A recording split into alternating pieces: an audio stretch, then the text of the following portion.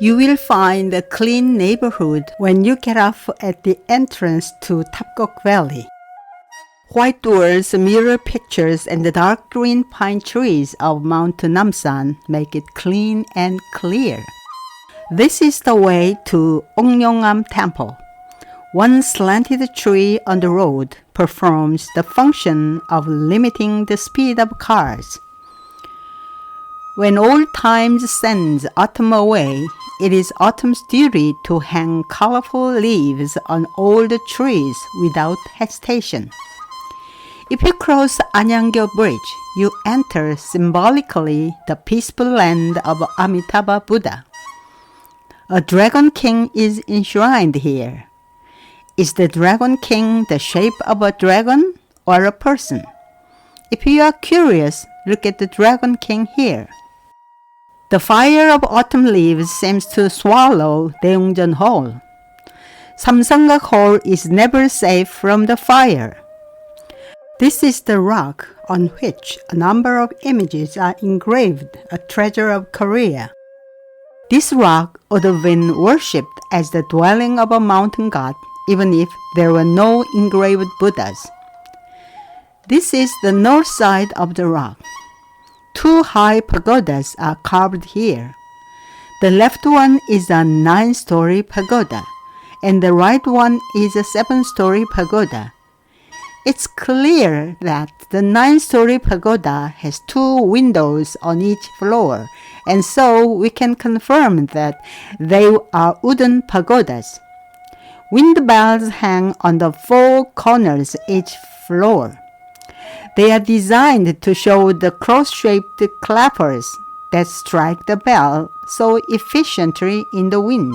The upper part of the 9-story tower is very detailed. The 7-story pagoda is similar. 2 divine animals are engraved under the 2 pagodas. Does this mean that they are meant to protect them? The most surprising thing on this surface is that the Buddha sits on a high place with a splendid canopy over him. He is sitting on a lotus butt. This Buddha has his hand in his sleeves and a tower on his left arm. If you look closely, almost all the Buddhas on this rock have the same pose. Perhaps this gesture is related to the Buddhist order to which this temple belonged. The halo contains common patterns, but there is no Buddhist seat, so you may suppose that he is floating in the air. An apsara is descending over a 9-story pagoda toward this Buddha. Apsaras are originally heavenly beings who, while flying in the sky, may play musical instruments, dance, or sprinkle flowers to praise Buddhas. Let's look at the west side.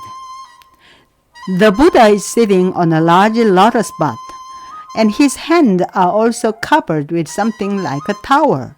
And the halo, which is shaped like a ship, is composed of 3 layers of patterns such as cones and ovals. There are trees next to him. An apsara is flying over the Buddha, waving the skirts of the heavenly dresses and waving her hair. She seems to hold either an instrument or a tribute in her left hand. Another apsara flies in the wind with her strips waving, but her face is indistinct. The deckload in the pine tree grove suggests that you wash your ears with the sound of pine trees before worshipping the Buddhas there in the south. Let's look at the south surface. There is a Buddha triad in a shallow niche. The Buddha in the middle has put his hand in his sleeve. Wasn't this Buddha painted red? The triad plaquette excavated in Wolji Pond resembles this triad. The bodhisattva on his left has inclined her body toward the chief Buddha. You may suppose that she has flown down from a top left when you see the skirt of the decoration cloth waving below. The bodhisattva on his right keeps her body upright, but her face is turning toward the main Buddha with her hands together. This pose is common not only to the Buddhas but also to the apsaras on the east surface.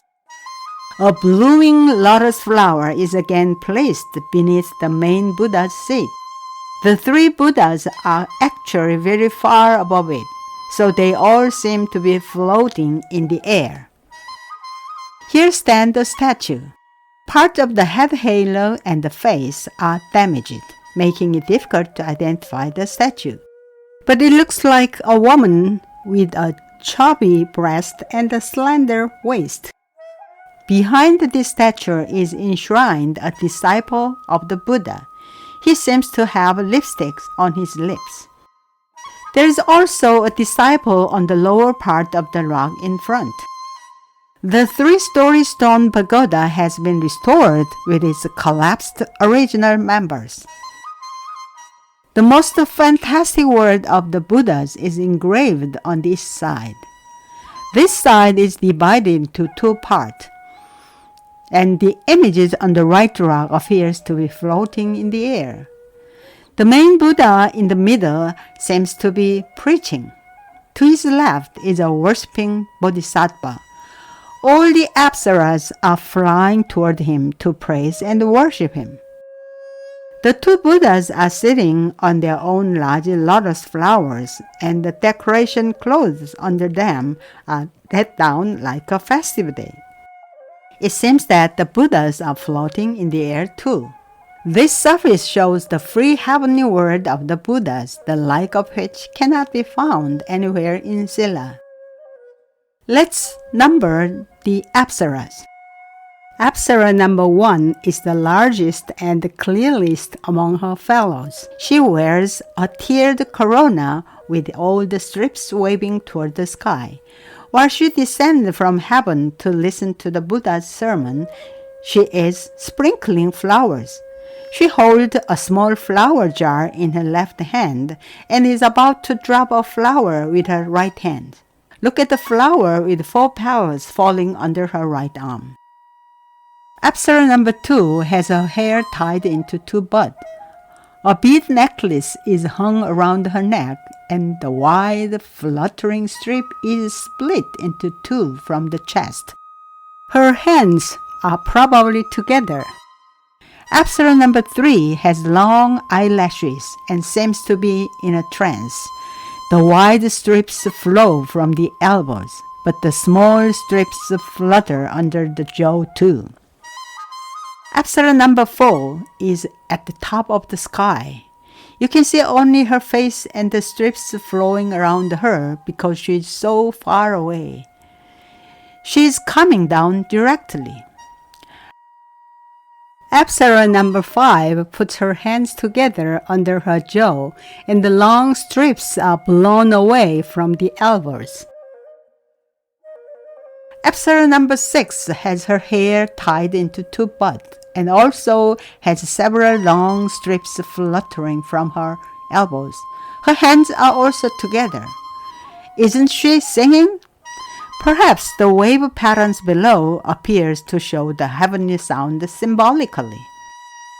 Apsara number 7 seems to be kneeling down after arriving from the sky. She is wearing a necklace and her strips are flying toward the sky. She resembles the apsara inscribed in the sacred bell of great King Seongdeok at Gyeongju National Museum. She is also comparable to some apsaras excavated from Wolji Pond.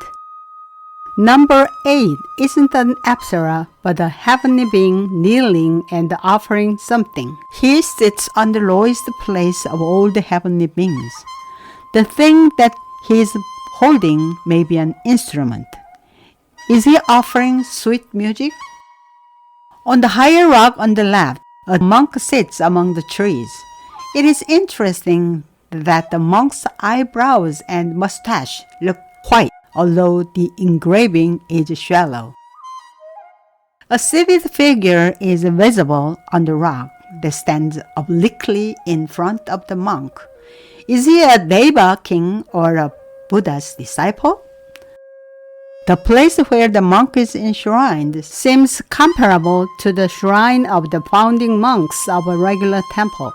If this is the case, then the monk could be Master Myeongnam, the founder of the order of Shininjong in Silla.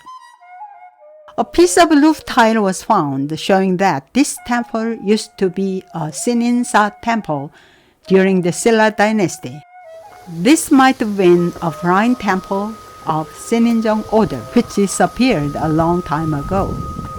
The following story is recorded in Samgung Yusa.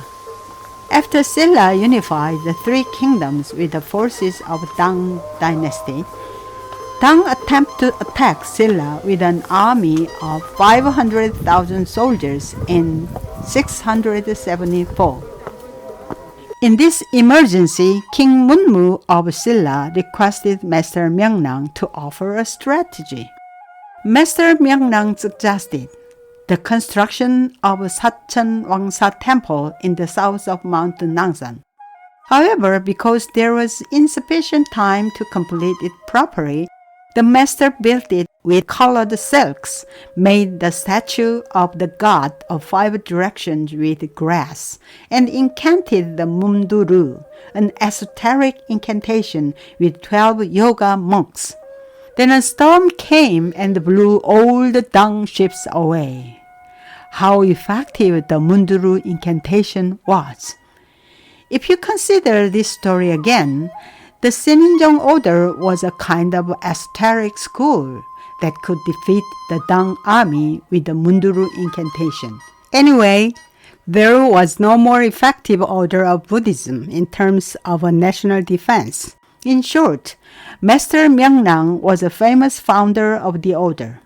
Therefore, it can be inferred that his portrait might have been deserved being enshrined here in this prime temple.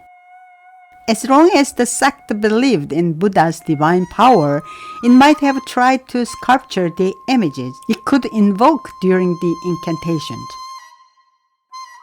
Don't the image here seem to emerge and disappear in the air according to the incantations? Doesn't this place show that Buddhas, bodhisattvas, heavenly beings, and disciples, who are usually hidden in all the creatures, can freely appear and disappear? Having enjoyed Silla's art of a faraway era, you can feel as if you are emerging from a time capsule. In the meantime, the sun has declined in the west sky without a word of notice, as all fleeting things do in time.